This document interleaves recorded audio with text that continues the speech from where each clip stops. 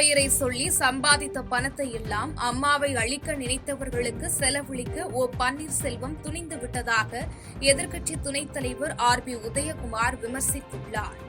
மதுரையில் பேசி வீடியோ வெளியிட்ட சட்டமன்ற எதிர்க்கட்சி துணைத் தலைவர் ஆர்.பி. உதயகுமார், மதுரை மாவட்டம் திருமங்கலம் சட்டமன்ற தொகுதியில் துரோகத்தின் அடையாளமாக இணைப்பு விழா பொதுக்கூட்டம் நடைபெற்றதாக குறிப்பிட்டார். அம்மாவின் பெயரை சொல்லி சம்பாதித்த பணத்தை எல்லாம் அம்மாவை அழிக்க நினைத்தவர்களுக்கு வாழ வைக்க நான் செலவழிப்பேன் என சுயநலத்தால் அதிமுகவை காட்டிக் கொடுக்க பன்னீர்செல்வம் தயாராகிவிட்டதாக விமர்சனம் செய்தார். தொடர்ந்து பேசிய அவர், ஜெயலலிதாவுடன் ஸ்டாலினை ஒப்பிட்டு பேசுவதற்கு பன்னீர்செல்வத்திற்கு எந்த ஒரு தார்மீக உரிமையும் தகுதியும் இல்லை என குற்றம் சாட்டி பேசினார். அதிமுக தொண்டர்கள் ரத்தத்தை உறிஞ்சி அம்மாவை அழிக்க நினைத்தவர்களிடம் அதிமுகவை பன்னீர்செல்வம் காட்டிக் கொடுத்த எட்டப்பராக உள்ளதாக கடுமையாக தாக்கிய அவர், இருக்கும் இடத்தை விட்டு இல்லாத இடம் தேடி ஞானசூனியாக பன்னீர்செல்வம் உள்ளதாகவும் விமர்சித்தார். அமைக்கும் இந்த சர்வாதிகாரத்தை வேறறுக்கும், குடும்ப ஆட்சியை ஒழித்து கட்டும், மக்கள் விரோத ஸ்டாலின் அரசுக்கு முடிவுரை எழுதும், அதற்கு தகுதி வாய்ந்த ஒரே தலைவர், மக்கள் நம்பிக்கை பெற்றிருக்கிற, தொண்டர்களுடைய நம்பிக்கை பெற்றிருக்கிற புரட்சி தமிழர் ஐயா எடப்பாடியார் என்கிற சாமானியரை நீங்கள் குறைத்து மதிப்பிட்டால் அது நீங்கள் தான் தோற்று போவீர்கள். ஆகவே உழைப்பு, தியாகம், அர்ப்பணிப்பு, கருணை, வடிவம், தாயுள்ளம், தெய்வ உள்ளம் கொண்டிருக்கிற 8 கோடி தமிழர்களின் ஒரே நம்பிக்கையாக இருக்கிற புரட்சி தமிழர் ஐயா எடப்பாடியார் மீண்டும் முதலமைச்சராக வருவார். அப்போது இந்த துரோகங்களுக்கெல்லாம் இந்த மக்கள் சரியான பாடம் புகட்டுவார்கள். 2026 சட்டமன்ற தேர்தலில் பன்னீர்செல்வம் அவர்களே, அம்மாவின் திருநாமத்தை சொல்லி சம்பாதித்த பணத்தை எல்லாம் அம்மாவை அழிக்க நினைத்தவர்களுக்கு நீங்கள் செலவழிக்க துணிந்திருக்கிறீர்கள். இந்த பாவம் உங்களை சும்மா விடாது.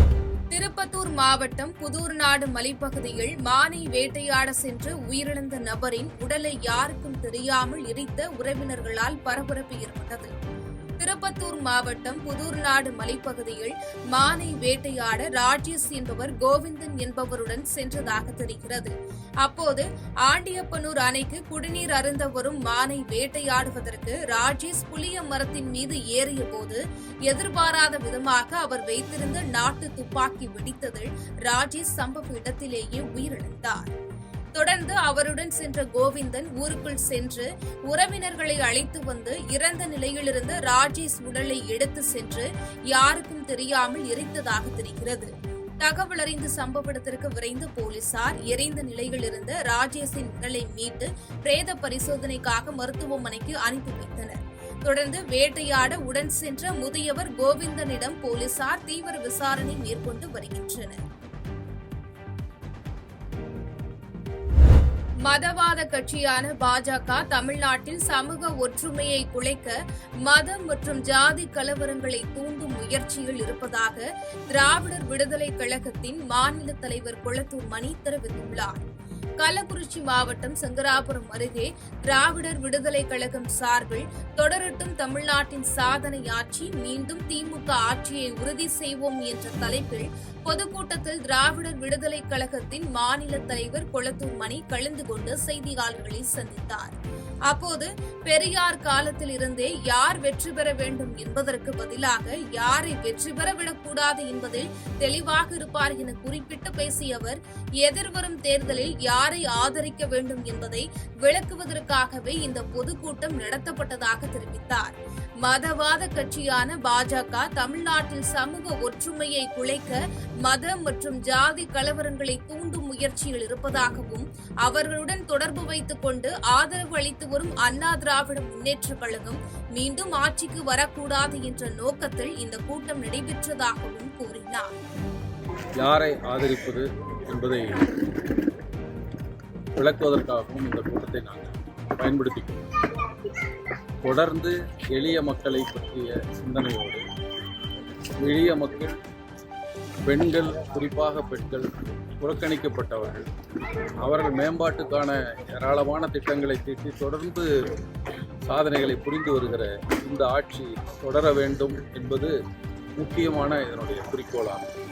அதோடு மட்டுமில்லாமல் பெரியார் காலத்தில் எடுத்த நிலைப்பாடு யார் வெற்றி பெற வேண்டும் என்பதை விட யாரை வரவிடக்கூடாது என்பது முக்கியம் என்ற அடிப்படையில் மதவாத கட்சியான பாரதிய ஜனதா கட்சி தமிழ்நாட்டில் நிலவுகிற ஒரு நல்லுணர்வை, ஒரு ஒருங்கிணைந்து வாழ்கிற வாழ்க்கையை கெடுத்து விடுகிற அளவுக்கு மத கலவரங்களை தூண்டிவிட்டு, ஜாதி கலவரங்களை தூண்டிவிட்டு, அதுவே தங்கள் கொள்கையாக வைத்திருக்கிற பாரதிய ஜனதா கட்சி அவர்களோடு கேள்வி கேட்பாடு இல்லாமல் தொடர்ந்து ஆதரித்துக் கொண்டிருக்கிற அண்ணா திராவிட முன்னேற்ற கட்சி இவருடைய ஆட்சி வந்துவிடக்கூடாது என்பதையும் குறிக்கோளாக கொண்டுதான் ஒரு எதிர்பார்க்காத, யாரும் எதிர்நோக்காத அளவுக்கான திட்டங்களை தீட்டியிருக்கிற முதல்வர் ஸ்டாலின் அவர்களுடைய ஆட்சி தொடர வேண்டும், மதவாத கட்சிகளை விரட்டி அடிக்க வேண்டும் என்ற நோக்கத்தோடு எதிர்வரும் தேர்தலில் திராவிட முன்னேற்ற கழகத்தின்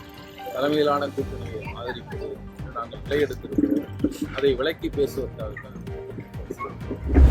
நாகை மாவட்டம் வேதராண்யம் பகுதியில் உள்ள 25க்கும் மேற்பட்ட கிராமங்களில் 5000 ஏக்கரில் விவசாயிகள் முல்லைப்பூ சாகுபடியில் ஈடுபட்டு வருகின்றனர்.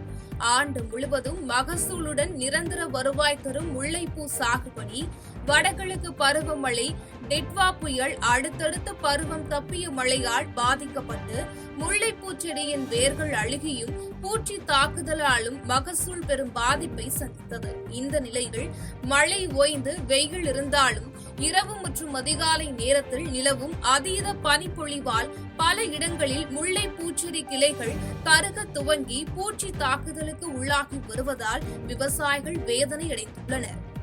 இப்போ இந்த ஆண்டு பார்த்தீங்கன்னா மிக கடுமையான மழை பெஞ்சதுனால முல்லை தோட்டத்திலலாம் தண்ணி நின்றதுனால வேர்களெல்லாம் அழுகி எங்களுக்கு அதிக அளவில் அந்த முல்லைப்பூ உற்பத்தி ஆக வேண்டியதை பண்ண முடியாததுனால குறைஞ்ச அளவில் தான் முல்லைப்பூ உற்பத்தி ஆச்சு. அதனால் எங்களுக்கு மிகப்பெரிய அளவில் இப்போ வருமான இழப்பு ஏற்பட்டுச்சு. இப்போ பார்த்தீங்கன்னா ஓரளவு இந்த மழைகள் இதெல்லாம் முடிஞ்சு நல்ல வெயில் அடிக்க ஆரம்பிச்சிருக்கு. துளிர் விட்டுட்டு நேரத்தில் இப்போ கடுமையான பனி இருக்குது. இந்த பனி இந்த செடிகள்லாம் மரத்து போனதுனால இப்பவும் பார்த்தீங்கன்னா எங்களுக்கு முல்லை தோட்டம் இந்த தோட்டத்தில் 4 கிலோ 5 கிலோ முல்லைப்பூ பறிக்கும். இப்போ பார்த்தீங்கன்னா வெறும் 100 கிராம் 150 கிராம் தான் இருக்குது. இப்போ விலையும் நல்லா இருக்கிற 1000 ரூபாய் 1500 ரூபாய் விலை கிடைக்குது. ஆனால் முல்லைப்பூ உற்பத்தி ரொம்ப குறைவாக இருக்கிறதுனால எங்களுக்கு மிகப்பெரிய வருமான இழப்பு ஏற்பட்டிருக்கு இந்த நேரத்தில். மகளிர் உரிமை தொகை 1000 ரூபாயிலிருந்து 2000 ரூபாயாக உயர்த்தப்படும் என்று அறிவித்திருந்தேன். அதையே முதல்வர் ஸ்டாலினும் அறிவித்துள்ளதாக எடப்பாடி பழனிசாமி கூறியுள்ளார். சேலம் மாவட்டத்தில் அதிமுக சார்பில் நடைபெற்ற மகளிர் தின விழாவில் கலந்து கொண்ட எதிர்க்கட்சித் தலைவர் எடப்பாடி பழனிசாமி செய்தியாளர்களை சந்தித்தார். அப்போது மகளிர் உரிமை தொகை 1000 ரூபாயிலிருந்து 2000 ரூபாயாக உயர்த்தப்படும் என்று அறிவித்திருந்தேன். அதையே முதல்வர் ஸ்டாலினும் அறிவித்துள்ளார் என கூறினார். ஒவ்வொரு கட்சித் தலைவர்களும் அவர்கள் விருப்பப்படி தேர்தல் அறிவிப்புகளை வெளியிடுவார்கள் என கூறிய அவர், அதன் அடிப்படையில் தமிழக வெற்றிக் கழகத்தின் தலைவர் விஜய் தேர்தல் அறிக்கை வெளியிட்டுள்ளதாக கருத்து தெரிவித்தார். ஒவ்வொரு கட்சிகளும் தேர்தல் நேரத்தில் அந்த கட்சியின் தலைமை அறிவிப்பு வெளியிடுகிறது என தெரிவித்தார். மேலும் அம்மா இருசக்கர வாகனம் திமுக ஆட்சியில் நிறுத்தப்பட்டது எனவும், மீண்டும் அதிமுக ஆட்சி வந்தவுடன் 5 லட்சம் பேர்களுக்கு 25,000 மானியம் கொடுக்கப்படும் எனவும் கூறினார். அந்த கேள்வி அவரோட தான் கேட்கணும். சார், அதான் அந்த கேள்வி அவர்கிட்ட கேளுங்க. அதாவது ஒவ்வொரு கட்சியும் அந்த கட்சியுடைய நிலைப்பாட்டை கருதி அவர் தேர்தல் அறிவிப்பு வெளியிடுறாங்க. இப்போ திமுக தலைவர் ஸ்டாலின் கூட தான் இப்போ மகளிர் உரிமை தொகை 1000 2000 ரூபாய் உயர்த்தப்படும் சொன்னேன். அதான் இன்னைக்கு அறிவிச்சிருக்காரு. இதையும் அவர்கிட்ட செய்திகளை உடனுக்குடன் தெரிந்து கொள்ள கீழ்கண்ட கேபிள் மற்றும் டிடிஎச் நெட்வொர்க்குகளில் எம்நாடு செய்தி தொலைக்காட்சியை காணுங்கள். பாதகம் செய்பவரை கண்டால் நாம் பயம் கொள்ளலாகாது பாப்பா. மோதி மிதித்துவிடு பாப்பா, அவர் முகத்தில் உமிழ்ந்துவிடு பாப்பா. அண்மை செய்திகளை உடனுக்குடன் தெரிந்து கொள்ள இணைந்திருங்கள் எம்நாடு தொலைக்காட்சியுடன்.